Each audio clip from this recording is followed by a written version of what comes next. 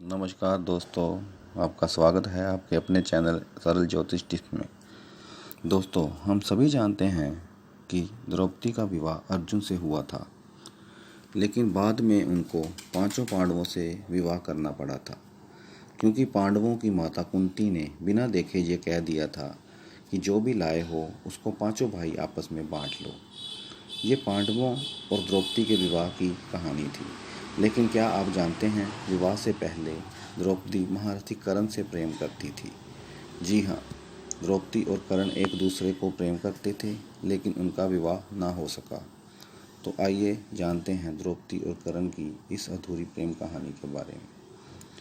पंचाल देश के राजा द्रुपद की पुत्री द्रौपदी उस समय की सबसे सुंदर महिलाओं में से एक थी। उसकी बुद्धि और विवेक को देखकर कई राज्य के राजा द्रौपदी पर मोहित थे। उनको पसंद करने वालों में कर्ण भी एक थे, जिनको द्रौपदी का निडर स्वभाव खासा पसंद था। जब राजा द्रुपद ने द्रौपदी के स्वयंवर के लिए महान योद्धाओं के चित्र भिजवाए, तो उनमें एक चित्र कर्ण का भी था। द्रौपदी कर्ण को चित्र में देखकर मन ही मन पसंद करने लगी और मन ही मन उनसे प्रेम करने लगी थी। लेकिन द्रौपदी के पिता द्रुपद भीष्म से प्रतिशोध लेना चाहते थे, इसलिए वो चाहते थे कि द्रौपदी का विवाह अर्जुन से ही हो। इसके साथ ही द्रौपदी ये भी जान चुकी थी कि कर्ण एक सूत पुत्र है, और अगर इसका विवाह कर्ण से होता है तो वे जीवन भर एक दास की पत्नी के रूप में ही पहचानी जाएगी।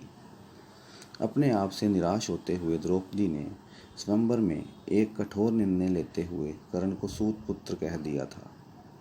इससे कर्ण को भी बहुत आघात पहुंचा। लेकिन पांडवों से विवाह के बाद द्रौपदी कर्ण को अपने मन से कभी निकाल नहीं पाई। जब भीष्म पितामह मृत्युशैया पर लेटे थे, उस समय महारथी कर्ण भीष्म से मिलने के लिए गए। तब उन्होंने भीष्म को द्रौपदी से आजीवन प्रेम करने का रहस्य बताया। जब वो अपनी प्रेम कहानी भीष्म को बता रहे थे, तो ये उनकी बातें द्रौपदी ने भी सुन ली थी। उस समय द्रौपदी को ज्ञात हुआ कि केवल वो ही नहीं, बल्कि महारथी कर्ण भी उससे उतना ही प्रेम करते हैं जितना कि वो उनसे करती है। तो दोस्तों, अगर आपको ये वीडियो पसंद आई हो तो इसको लाइक और शेयर अवश्य